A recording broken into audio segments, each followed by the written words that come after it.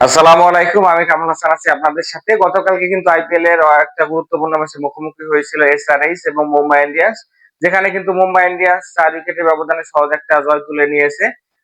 এই ম্যাচটা কিন্তু ২ দলের জন্য সমান গুরুত্বপূর্ণ ছিল। কারণ দুটো টিমই কিন্তু পয়েন্ট টেবিলের তলানির দিকে রয়েছে। ১ম এ ব্যাট করতে নেমে কিন্তু হায়দ্রাবাদ ১৬২ রানের স্কোর দেয় বোর্ডে। আমার কাছে মনে হয়েছে এখানে ২০-৩০ টা রান কম করেছে তারা। যেহেতু আইপিএল এর পার স্কোর কিন্তু 190 প্লাস। তো এই রানটা কিন্তু চেস করতে খুব একটা বেগ পেতে হয়নি মুম্বাই ইন্ডিয়ান্সের ব্যাটসম্যানদের। তারা কিন্তু ৪ উইকেটের ব্যবধানে একটা সহজ জয় তুলে নেয়, যেখানে কিন্তু আরো ১১ বল বাকি ছিল। তো এই ম্যাচে কিন্তু মুম্বাই ইন্ডিয়ান্সের উইল জ্যাকস ব্যাট বলে দারুণ পারফর্ম করে প্লেয়ার অফ দ্য ম্যাচ নির্বাচিত হন।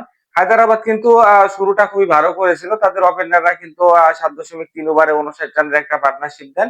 যেখানে কিন্তু আমরা দেখেছি অভিষেক শর্মা কিন্তু খুবই ভালো ব্যাটিং করেছে। ২৮ বলে ৪০ রান করেন।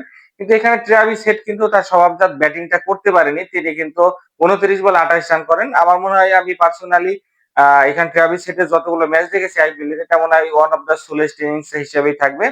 এখানে ওয়ান ডাউনে কিন্তু ঈশান কিষানও ২ রান করে ফিরে যান।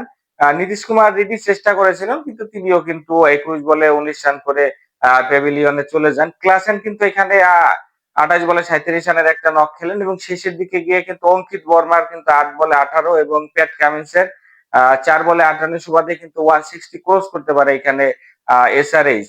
বল হাতে কিন্তু উইল জ্যাকস এখানে ২ টা উইকেট নেন। পাশাপাশি কিন্তু এখানে বোল্ট এবং বুমরাও একটা করে উইকেট শিকার করেন।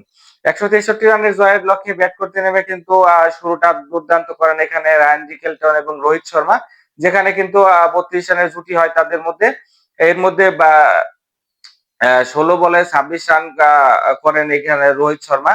রোহিত শর্মা আউট হয়ে যাওয়ার পরে কিন্তু আমরা দেখেছি যে উইল জ্যাকসও ভালো একটা ইনিংস খেলেন। তিনি কিন্তু ২৬ বলে ৩৬ রানের একটা গুরুত্বপূর্ণ ইনিংস খেলেন। পাশাপাশি রায়ান রিকেলটনেরও কিন্তু এখানে ২৩ বলে ৩১ রানের একটা নক রয়েছিল। একই সাথে কিন্তু সূর্যা কুমার ইয়াদবেরও একটা ব্রিলিয়ান্ট ইনিংস ছিল। তিনিও কিন্তু ১৫ বলে ২৬ রান করতে সক্ষম হন। বাকি কাজটুকু সেরে ফেলেন কিন্তু তিলক বর্মা এবং হচ্ছে ক্যাপ্টেন হার্দিক পান্ডিয়া। এখানে তিলক বর্মা কিন্তু ১৭ বলে ২১ রান করেন। হার্দিক পান্ডিয়া কিন্তু তার থেকে আরেকটু বিধ্বংসী ছিলেন। তিনি কিন্তু ৯ বলে ২১ টি মূল্যবান রান করতে সক্ষম হন। ফলে কিন্তু ১১ বল হাতে রেখে কিন্তু ৪ উইকেটের একটা সহজ জয়ে মুম্বাই ইন্ডিয়ান্স কিন্তু ৬ পয়েন্ট নিয়ে আ খুব ভালো একটা অবস্থানে চলে গেল আমার কাছে মনে হয়। হায়দ্রাবাদের জন্য কিন্তু পরবর্তী ম্যাচগুলো খুবই টাফ হতে যাচ্ছে। এই হায়দ্রাবাদের হয়ে কিন্তু এখানে প্যাট কামিন্স ৩টি গুরুত্বপূর্ণ উইকেট নেন এবং হচ্ছে ঈশান মালিঙ্গাও কিন্তু ২ টা উইকেট নিতে সক্ষম হন। আজকে কিন্তু আইপিএল এর আরো একটি ধামাকা ম্যাচ রয়েছে, যেখানে কিন্তু রাত ৮ টায় মুখোমুখি হতে যাচ্ছে রয়্যাল চ্যালেঞ্জার ব্যাঙ্গালোর এবং কিংস ইলেভেন পাঞ্জাব।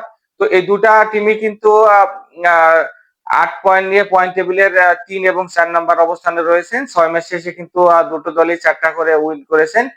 তাদের উপরে রয়েছে এখানে হচ্ছে দিল্লি ক্যাপিটালস। দিল্লি ক্যাপিটালস কিন্তু ১০ পয়েন্ট নিয়ে টেবিলের শীর্ষে অবস্থান করছে। তো আজকের ম্যাচটি কিন্তু ২ দলের জন্য সমান গুরুত্ব বহন করছে। ২ দলে কিন্তু উইন করে টেবিলের আ ১ অথবা ২ এ যেতে চাইবেন।